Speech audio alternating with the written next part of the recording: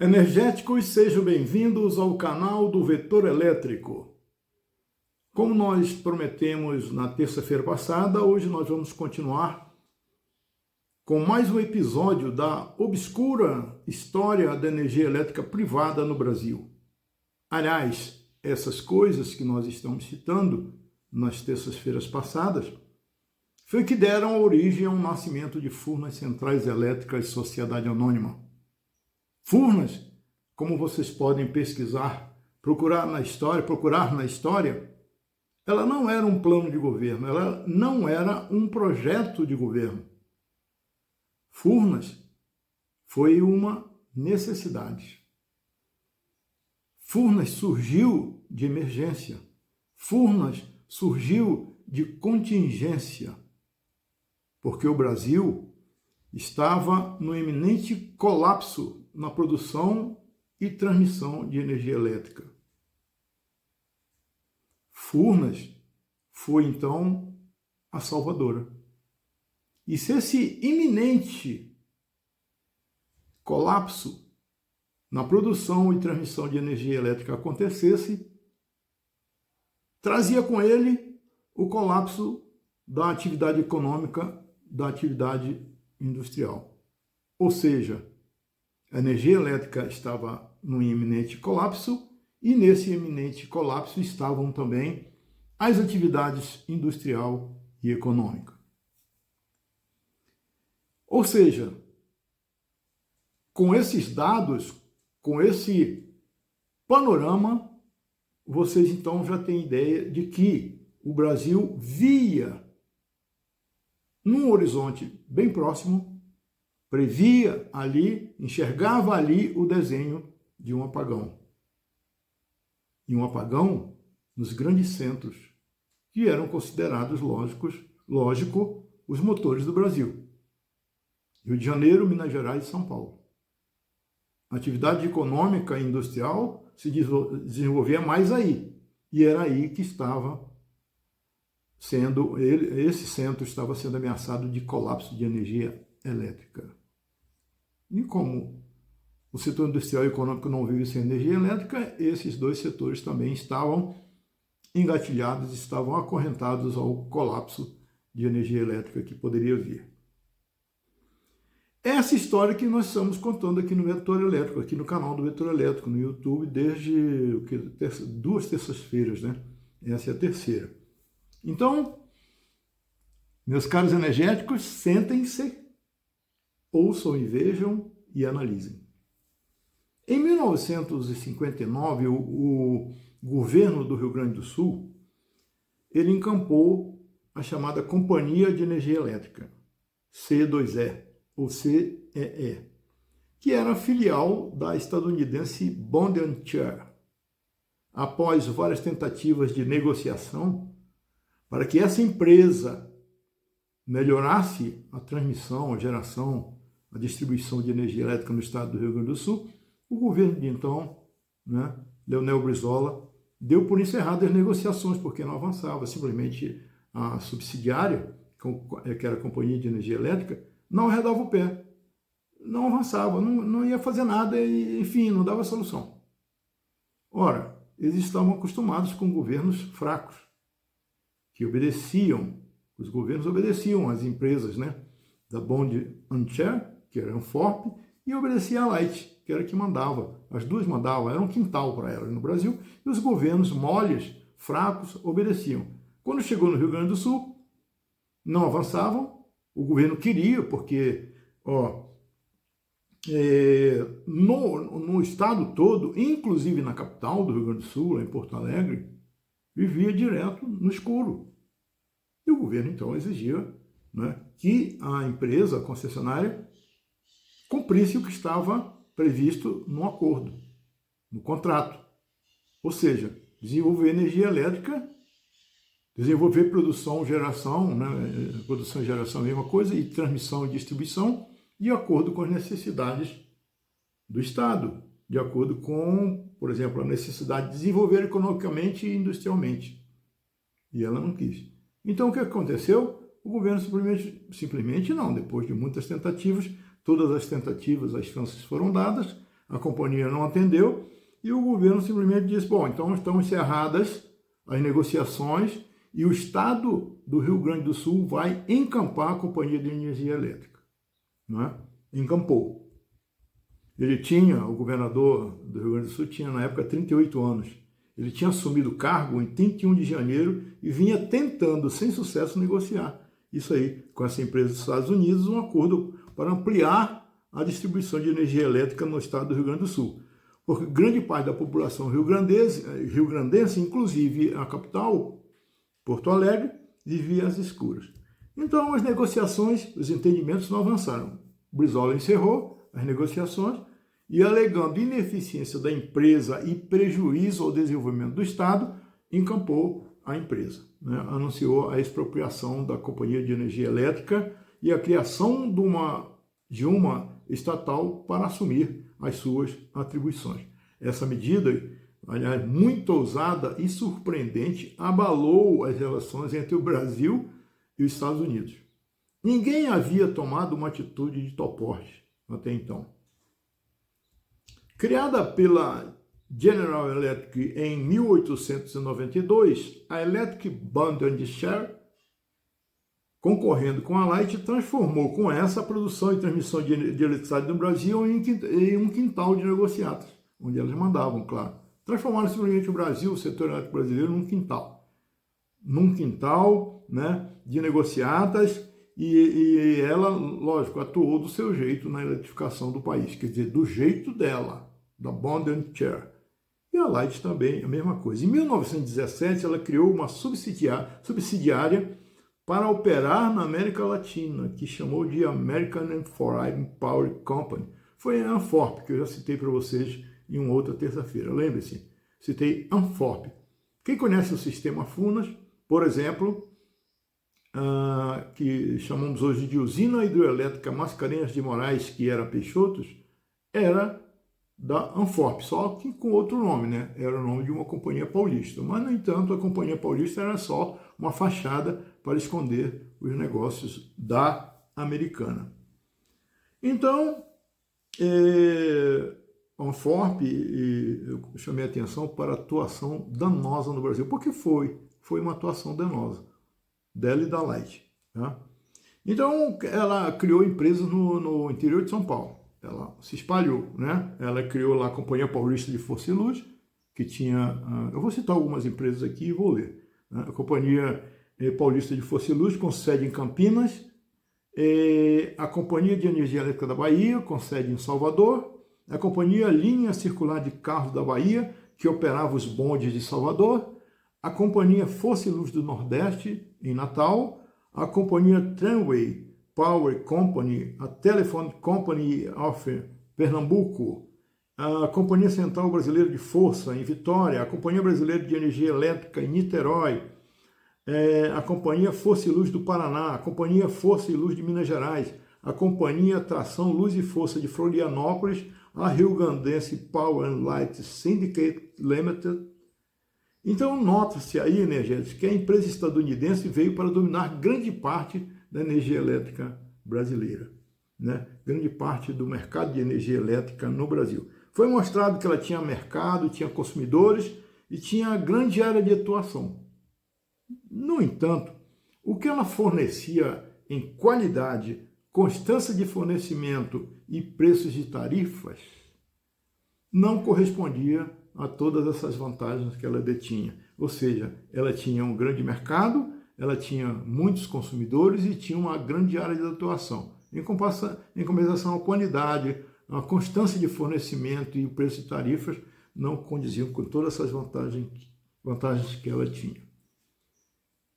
Eu vou apresentar para vocês o Dr. Onis Duarte Pereira. Ele foi jurista, conselheiro da República e professor do ISEB. Aí os energéticos, claro, vão perguntar: e o que é o ISEB? Bom, o ISEB, Instituto Superior de Estudos Brasileiros, foi um órgão criado em 1955, portanto, no governo de Café Filho. Foi criado no Rio de Janeiro, era vinculado ao Ministério de Educação e Cultura, dotado de autonomia administrativa, com liberdade de pesquisa, de opinião e de cátedra. Era destinado ao estudo, ao ensino e à divulgação das ciências sociais, especialmente filosofia, sociologia, economia e política, com o objetivo de ampliar as categorias dessas ciências no entendimento da realidade brasileira. Hoje eu estou, né? Mas tudo bem, vamos lá. Então vocês veem que a grande importância desse instituto, do ISEB, onde o Dr. Osni Duarte Pereira foi professor. O instituto funcionou como núcleo irradiador de ideias e tinha como objetivo principal a discussão em torno do desenvolvimento, que era um tema importante durante o governo do mineiro Juscelino Kubitschek. Foi extinto, o ISEB, vejam só, foi extinto com o golpe militar de 1964 e muitos de seus integrantes, que eram chamados de isebianos, foram exilados do Brasil. O Dr. Osni, a quem tive a honra de conhecer no Rio de Janeiro, era um grande defensor da energia elétrica pública estatal e afirmava que mesmo nos Estados Unidos, os trustes de eletricidade já causavam grandes prejuízos ao povo, à população daquele país. E isso, lá, originou o verdadeiro clamor público de indignação. Também disse, aí no caso no Brasil, ele disse que no Brasil, para alguém conhecer as fraudes, a corrupção, os furtos de documentos e informações das repartições públicas, o desrespeito ao Código de Minas que as concessionárias de energia elétrica deveriam seguir, isso praticados pela Brazilian Traction e pela Bond & Share, basta apenas recorrer ao inquérito realizado por uma comissão presidida pelo deputado Gustavo Capanema, cujo relator foi Afonso Arinos, provavelmente conhecido de muitos. Acho que o Capanema também, vocês já ouviram falar no nome dele, né, daquele tempo. E o deputado Eusébio Rocha escreveu Razões de Desapropriação da Indústria de Energia Elétrica. Ele escreveu explicando quais as razões de desapropriar essa indústria de energia elétrica no Brasil de então, naquela época. Ele escreveu isso na revista do Serviço Público em agosto de 1954, na página 14. No seu texto, Eusébio Rocha afirma que o preço do quilowatt-hora no Brasil era superior ao preço praticado nos Estados Unidos e nos demais países industrializados. Vejam a comparação. O nosso quilowatt aqui tinha um preço superior ao que era cobrado nos Estados Unidos e nos demais países industrializados. E vai daí que você analisa, olha, as mesmas empresas que estão cobrando essas tarifas aqui, elas atuam lá nos Estados Unidos. E provavelmente atuam em alguns países industrializados daquela época, né? Ele também escreveu nesse artigo, Eusébio Rocha, que os fabulosos lucros obtidos no Brasil eram enviados para o exterior. Eram enviados para onde? Para os países onde ficavam as matrizes das empresas como a Anforp e a Light, o que causava enorme prejuízo à indústria nacional e ao povo brasileiro. E veio a ditadura militar. Nessa confusão toda, veio a ditadura militar em 1964.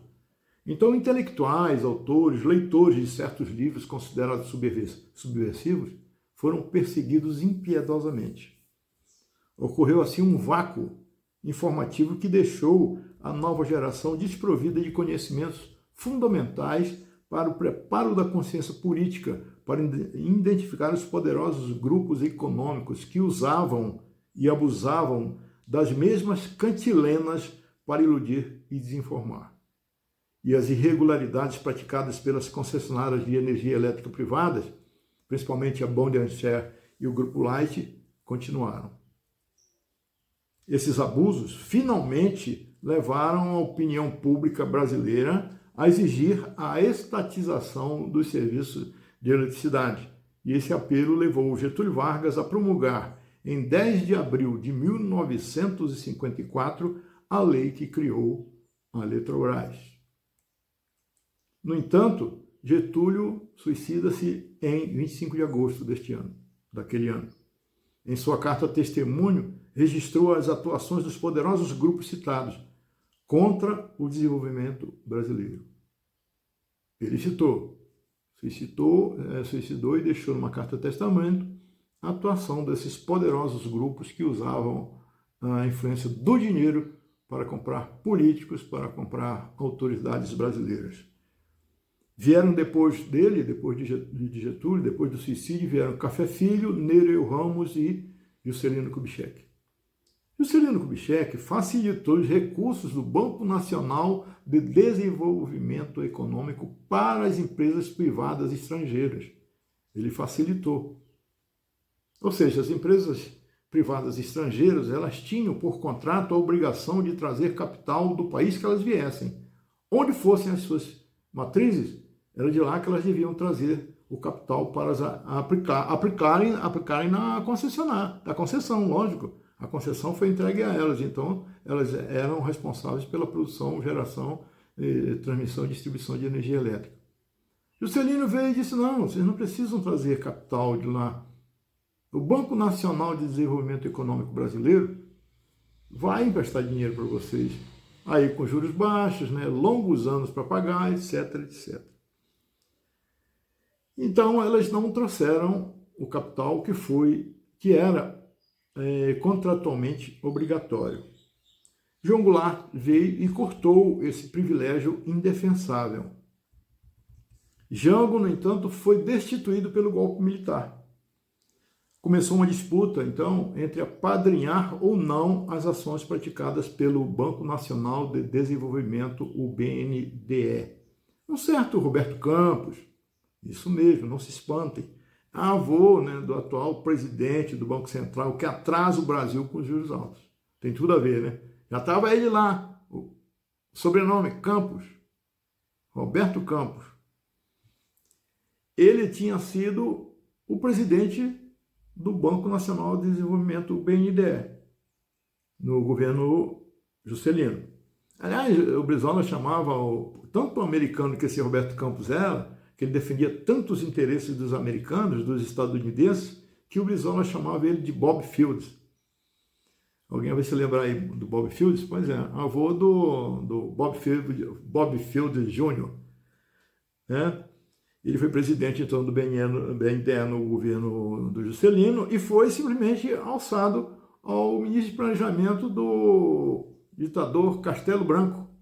Ele não largava o osso desde aquela época. Ele saiu da direção, mesmo com o Juscelino Kubitschek saindo, depois o Jango destituído com um golpe, veio os militares e botaram ele como ministro do Planejamento. Nunca largava o osso. Esse senhor considerou o melhor negócio, olha só, ele, o ministro brasileiro, considerou o melhor negócio para a Bond and Share empurrar o ferro velho da empresa para o domínio da União Brasileira.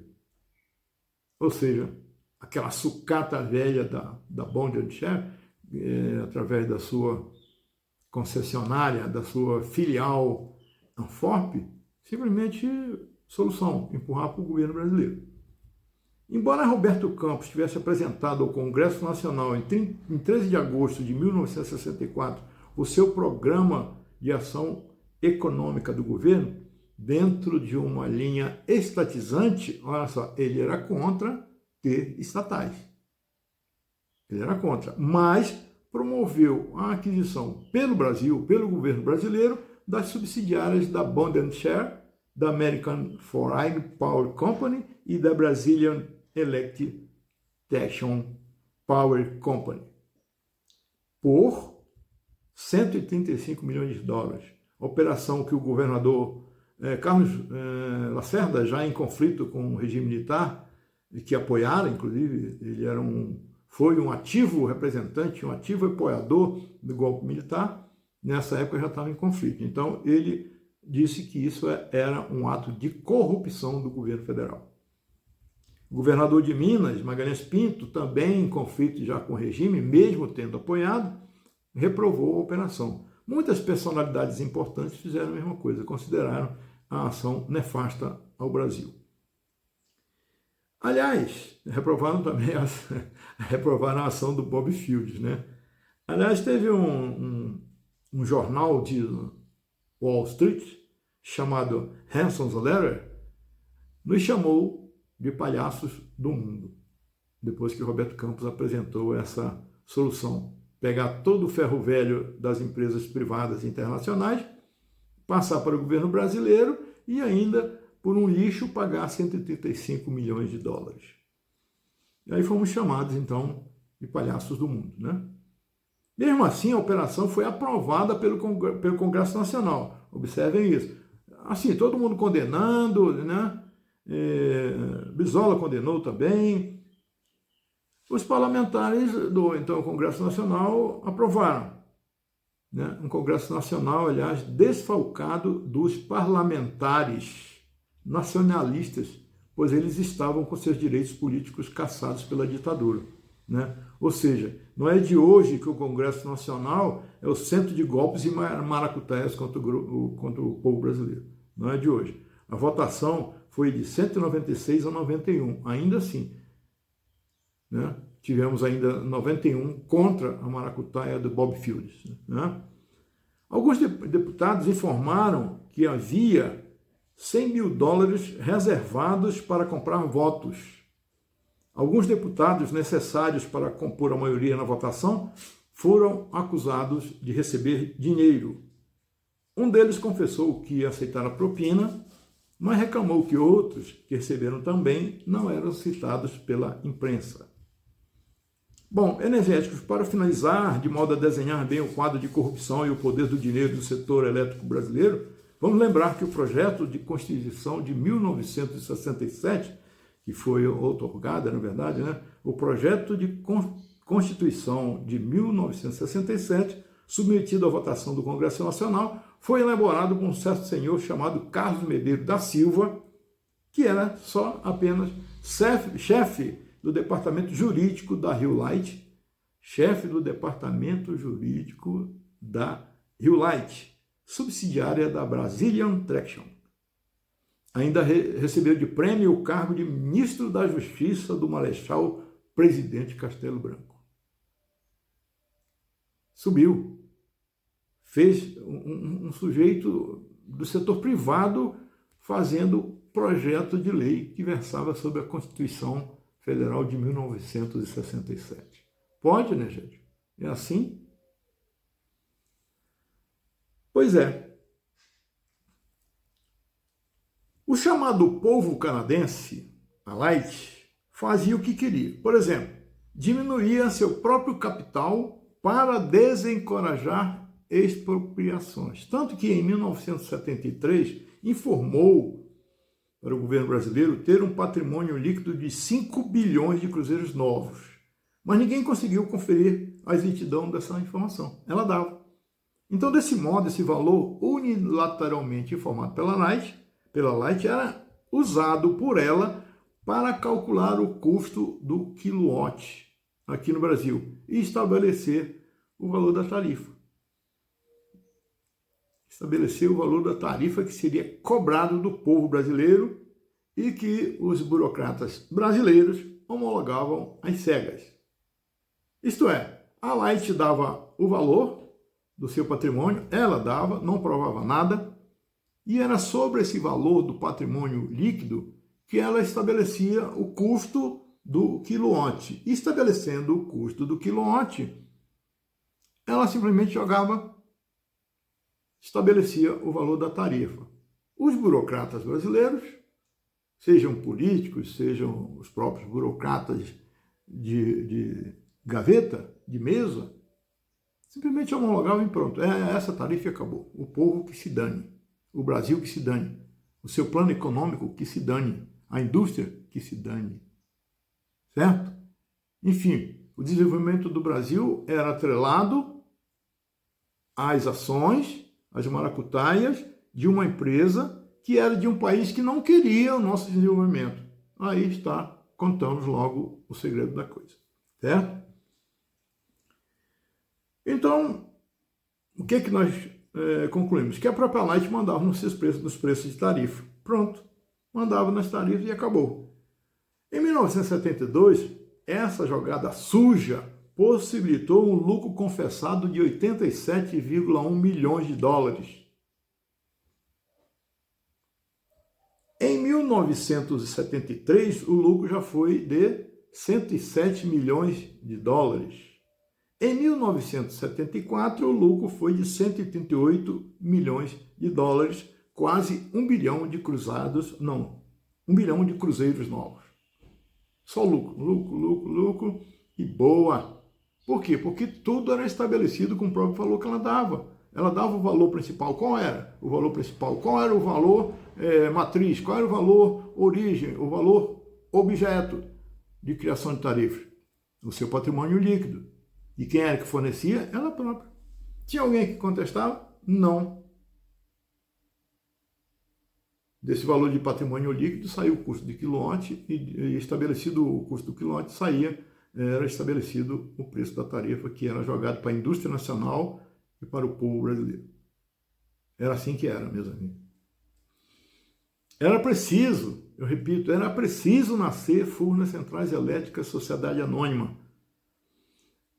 Energéticos, essa é a parte da história da energia elétrica nacional. Vocês foram bem-vindos hoje, né? Serão bem-vindos na próxima terça-feira. Sempre serão bem-vindos aqui no canal do Vetor Elétrico no YouTube. Normalmente, né, precisamente às terças-feiras, 19h15. Estejam presentes com a gente. Contribuam com seus likes, com seus comentários, com seus convites para amigos e parentes, vizinhos participarem deste canal, de modo que ele tenha força, que ele tenha energia para continuar sendo o Vetor Elétrico. Tá? Então, até a próxima terça-feira, às 19h15, no YouTube. Até lá, eu aguardo vocês, se Deus quiser. Conto com vocês.